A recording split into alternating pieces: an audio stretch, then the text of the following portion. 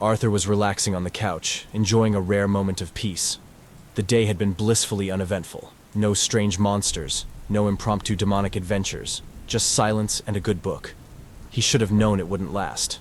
The front door burst open with a bang, and in strolled Jeff, his usual whirlwind of chaotic energy trailing behind him.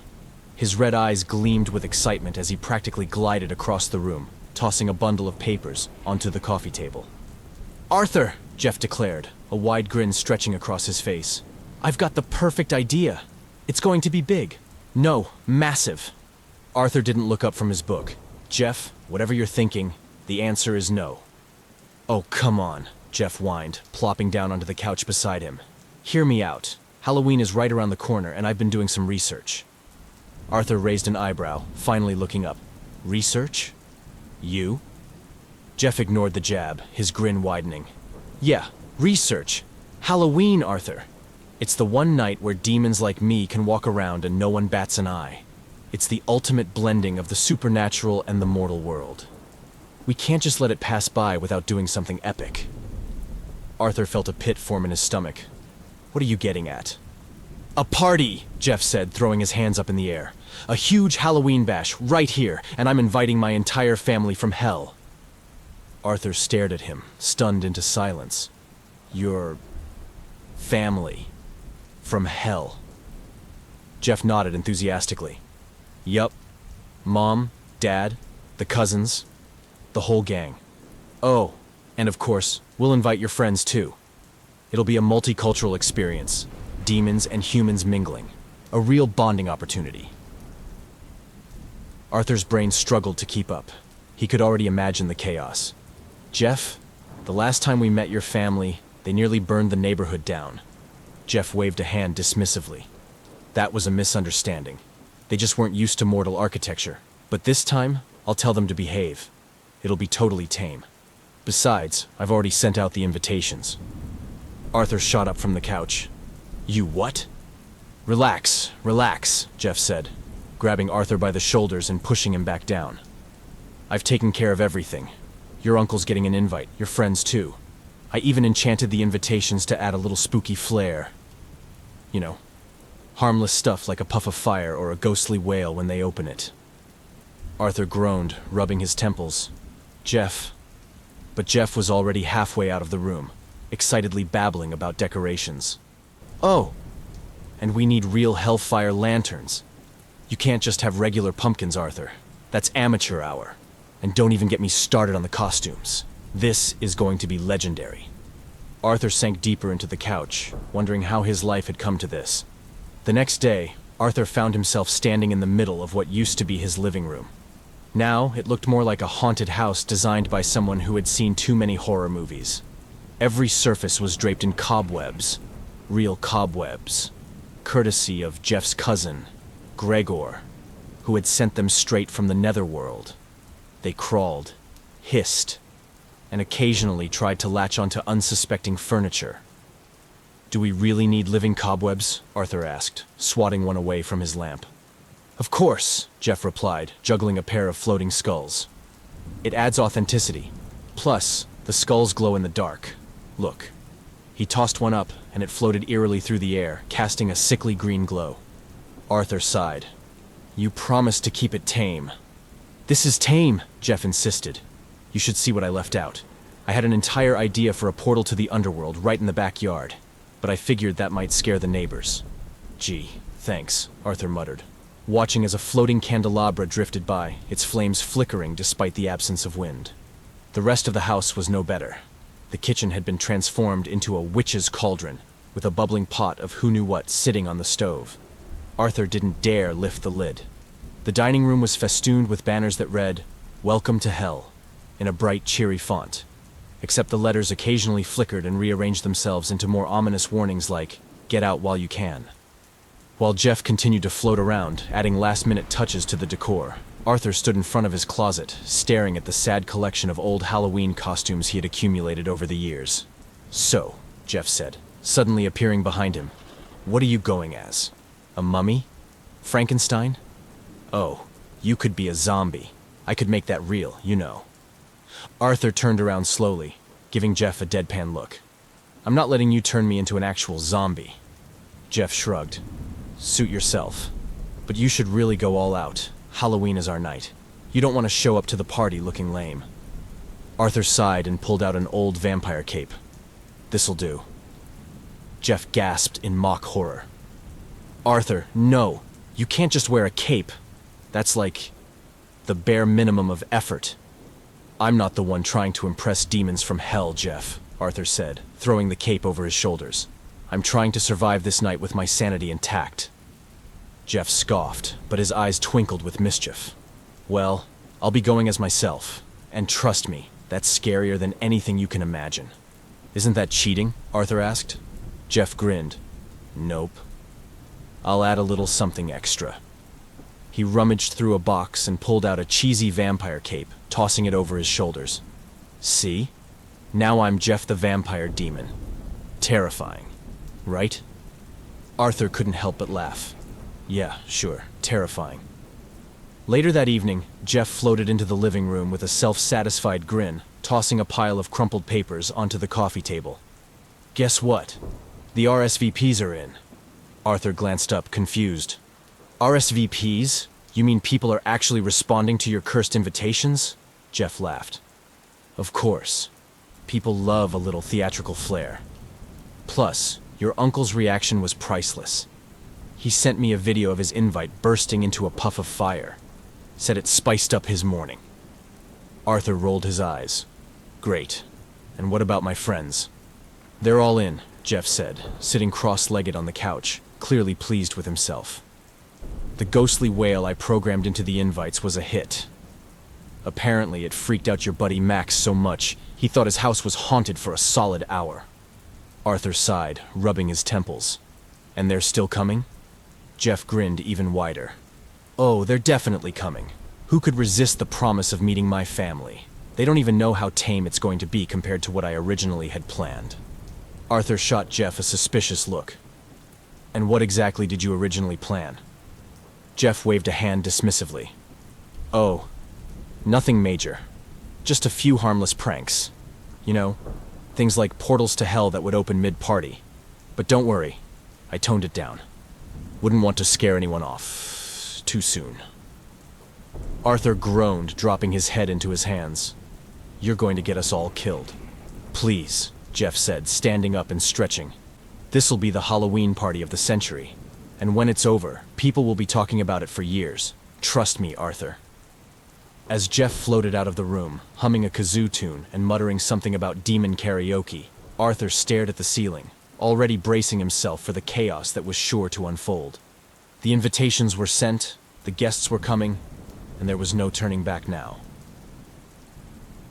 Halloween night arrived faster than Arthur expected, and by the time the first guest was due to arrive, his house had been fully transformed into a chaotic mix of haunted mansion meets hellish underworld.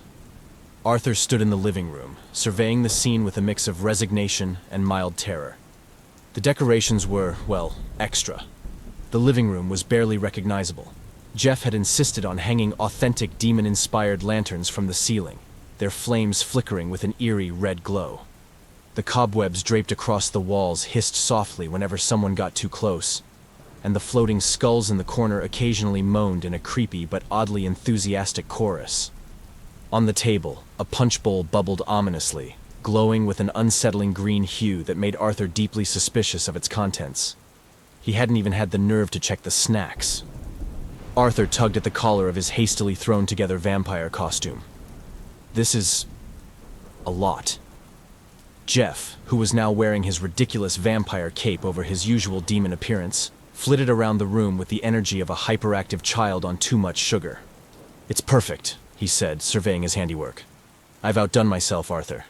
This party is going to be legendary. Arthur couldn't help but notice the eerie red mist swirling beneath the coffee table. What's with the mist? Oh, that? Jeff waved a hand dismissively. Just a harmless atmospheric effect I borrowed from my uncle. Don't worry, it only smells like sulfur for the first 5 minutes. Arthur's eye twitched. Sulfur? Jeff? I have human guests coming. Jeff grinned. Relax. By the time they arrive, they'll be too enchanted by the ambience to even notice. He paused, sniffing the air dramatically. "Ah, I think the first guests are here." Sure enough, the doorbell rang, and Arthur braced himself. Opening the door, he was greeted by the sight of his uncle, decked out in a ridiculous Frankenstein costume. "Arthur, my boy," his uncle boomed, clapping him on the shoulder. "Quite the spooky setup you've got here. You've really gone all out this year." Arthur smiled weakly. "Yeah, I had help." Behind his uncle, Arthur's friends started trickling in, each one looking cautiously around as they entered the transformed house. Max, dressed as a half-hearted zombie, eyed the floating skulls with a raised eyebrow. "Dude, did you hire a professional for this? The vibes in here are intense." "You have no idea," Arthur muttered, glancing over at Jeff, who was now busy making the punch bowl spout tiny flames for dramatic effect.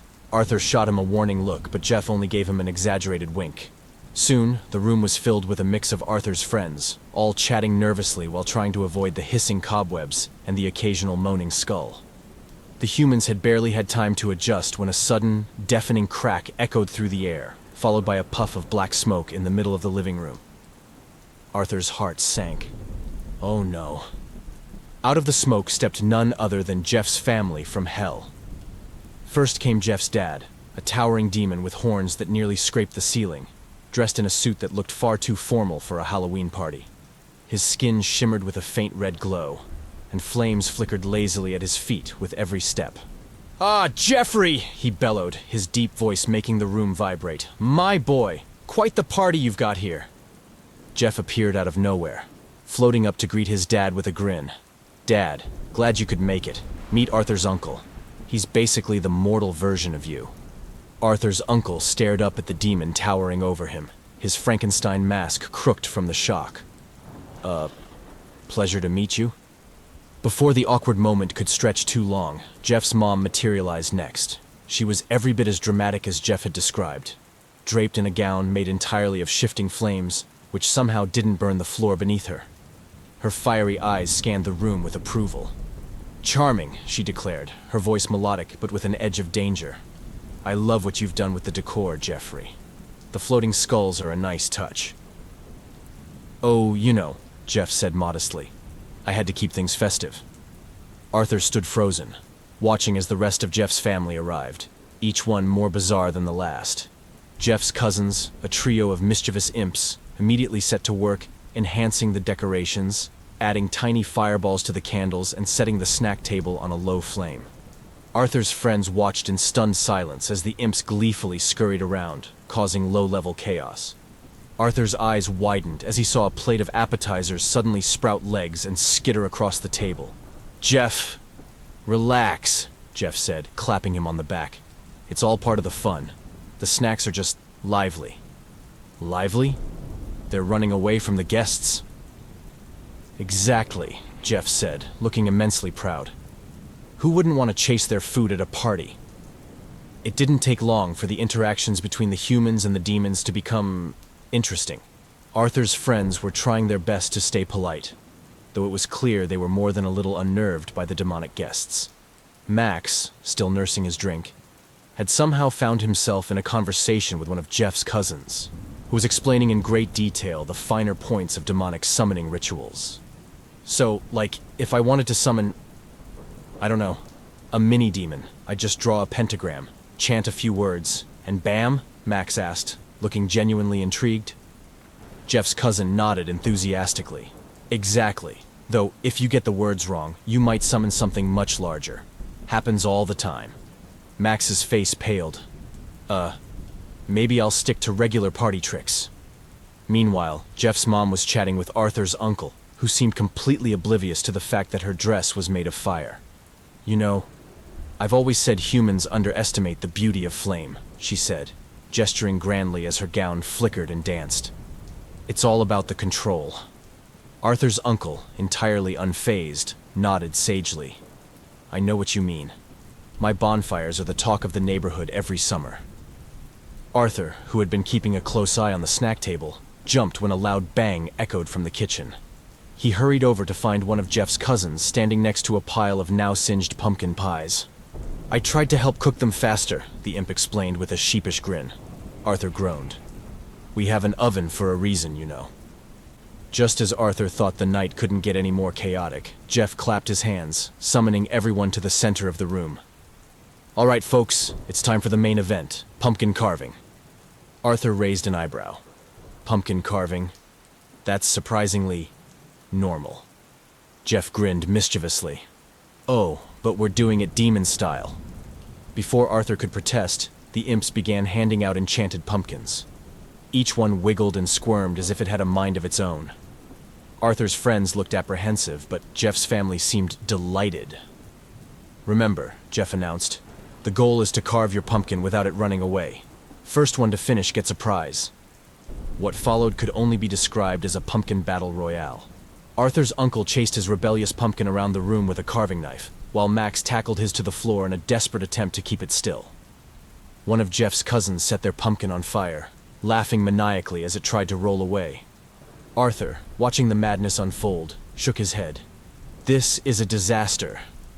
Jeff floated over, watching the chaos with a proud smile. No, Arthur, this is art. The chaos from the pumpkin carving had barely settled before Jeff, brimming with excitement, announced the next phase of his wild Halloween party plans. Arthur, exhausted from chasing after possessed pumpkins and keeping the snack table from literally running away, stood on the sidelines, watching in disbelief as Jeff commanded the room with an air of demonic authority. "We've only just begun," Jeff shouted, his voice carrying over the laughter and chatter of both the humans and demons in attendance.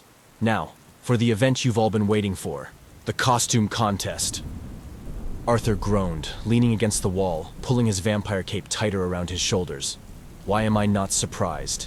Jeff flew to the center of the room, dramatically flicking his cheesy vampire cape behind him. "All right, everyone. Demons, humans, gather around. It's time to crown the Halloween king, or queen. I, of course, will be the sole judge." Arthur's human friends exchanged nervous glances, realizing they stood little chance against Jeff's demon relatives, who were already shape-shifting and glowing with unholy flames. Arthur's uncle, however, stood tall and proud in his lopsided Frankenstein costume, oblivious to the fact that his competition could breathe fire or bend space-time. "Let's start with our mortal friends," Jeff declared, gesturing to Arthur's friends. Max, who had been adjusting his half-hearted zombie makeup in the reflection of one of the floating skulls, shuffled forward, trying to stay in character. I come from the dead and stuff." Jeff gave him a skeptical look. A classic. But you could use more pizzazz. 6 out of 10. Max blinked. That's surprisingly generous. Next up was Arthur's uncle, who stood proudly in the middle of the room, his Frankenstein bolts askew, his mask now crooked after the pumpkin debacle. Before Jeff could say a word, something strange happened. Arthur's eyes widened as he noticed the witch's hat his uncle had insisted on wearing was moving, on its own. "What the—" Arthur began, but it was too late. The sentient hat, courtesy of a minor spell from one of Jeff's mischievous cousins, lifted itself off Arthur's uncle's head and started to hover just above him, spinning lazily. The room erupted into laughter as the hat began to dip and dive, trying to land back on his head, only to fly away each time it got close. Jeff's cousins snickered in the corner, enjoying their handiwork. Arthur's uncle, oblivious to the trickery, smiled wide, thinking he was getting applause for his costume. "That's right. Frankenstein's monster and a witch's hat. Best of both worlds." Jeff gave an exaggerated clap, laughing harder than anyone else. "I have to say that's creative. Intentional or not. 8 out of 10. Finally, it was time for Jeff's demon family to show off their costumes, though costumes seemed like a stretch for beings who could conjure flames and shift their forms at will. Jeff's mom stepped forward, her gown of flames flickering brightly, casting long shadows across the room. "Oh, come on," Max muttered from the sidelines. "That's not fair." Jeff's mom spun gracefully, her gown flaring with fire as she smiled. "I'm simply dressed as myself, darling." "Perfection," Jeff proclaimed dramatically, clapping with glee. "Mom, you win the costume contest. Everyone else, take notes for next year." Arthur rolled his eyes, but couldn't help smiling at the absurdity of it all. His uncle, still wrestling with the possessed hat, grumbled playfully, "I'll get you next year, Mrs. Demon." Jeff's mom smiled warmly as her flames dimmed slightly. "I look forward to it, dear." As the night wore on, the energy in the room grew wilder. Arthur's friends and Jeff's demon family had somehow reached a strange sort of harmony. It wasn't every day that you saw humans and demons mingling over hellfire punch and animated snack platters. But tonight, it worked. Jeff's cousins, who had been suspiciously quiet for the last hour, suddenly reappeared with a challenge. "Humans," one of them called out. "We've heard stories of your dance skills. Care to test them in a demonic dance-off?" Arthur's friends froze, unsure if this was a joke or an actual challenge to their lives. Max, however, never one to back down, stepped forward with a cocky grin. "Dance-off? Oh, you demons don't even know what you're up against." Jeff's dad, watching from the sidelines, raised an eyebrow. This should be interesting. What followed was a spectacle unlike anything Arthur had ever seen. The demons, naturally, took to the dance floor with otherworldly grace, their bodies flickering in and out of existence, their moves enhanced by bursts of flame and crackling electricity. One of Jeff's cousins even managed to summon a miniature lightning storm around his feet as he spun wildly in the middle of the room. Max, however, was undeterred. Channeling the confidence of someone who had absolutely no business being in a dance-off, he started breakdancing, his awkward zombie makeup falling apart as he spun on the floor. The demons, impressed by his sheer audacity, began cheering him on. Arthur's uncle, not one to be left out, shuffled forward and attempted his best version of the moonwalk, much to the delight of the room. Jeff, now acting as both judge and referee, watched with glee, blowing his kazoo at random intervals to signal when the round had ended. "Not bad, mortals. Not bad at all," Jeff said between kazoo notes. "But demons, you've still got the edge." By the end of the dance-off, the room was a mix of exhausted humans and smug demons, all thoroughly entertained. Arthur's uncle collapsed onto the couch, still wearing his possessed witch hat, and Max fist-bumped one of Jeff's cousins, clearly proud of having held his own. As the party began to wind down, Jeff stood on a chair, grinning like a kid with a secret. "All right, everyone. I saved the best for last." Arthur's stomach churned with dread. "Jeff, no. Whatever it is." But Jeff was already waving his hands dramatically, and in an instant, the backyard transformed. The grass turned into a molten river of lava. Rocks floated ominously in the air, and flames licked at the edges of the garden. Arthur's human guests screamed in panic, thinking the backyard had been consumed by hell itself. "It's all an illusion," Jeff called out, trying and failing not to laugh. "Relax. No one's going to burn." Arthur sprinted to the window, heart pounding, but after a moment of staring, he realized that the lava wasn't real. It shimmered like a mirage, and the floating rocks were just part of Jeff's elaborate prank. The guests, seeing that they weren't about to be roasted alive, burst out laughing. Arthur's uncle slapped his knee, tears in his eyes. "That's the best Halloween trick I've ever seen. I almost had a heart attack." Arthur, though still annoyed, had to admit the prank had been effective. "You're unbelievable," he muttered to Jeff. "I know," Jeff said with a smug grin. "It's one of my many talents." As the night finally came to a close, Jeff's demon family began to disappear one by one, returning to hell with promises to visit again. Jeff's dad clapped him on the back, nearly knocking him over. "Good party, son. You've got your mother's flair for the dramatic." Jeff beamed with pride. "Thanks, Dad. I learned from the best." Arthur's uncle, still sporting his mischievous witch's hat, patted Arthur on the shoulder. "You throw one heck of a party, kid. I'll be back next year." Arthur smiled weakly. "Yeah. Next year." As the last of the guests left, Arthur collapsed onto the couch, exhausted. Jeff plopped down beside him, still buzzing with energy. "Well, that was fun. But you know what would be even better? A demonic Christmas party. Think about it. Flaming presents, a hellish sleigh ride, and—" Arthur groaned, burying his face in his hands. "One disaster at a time, Jeff. Please." But as Jeff started rambling about his next big idea, Arthur couldn't help but laugh. Chaos, mayhem, and demonic hijinks. It was just another day with Jeff.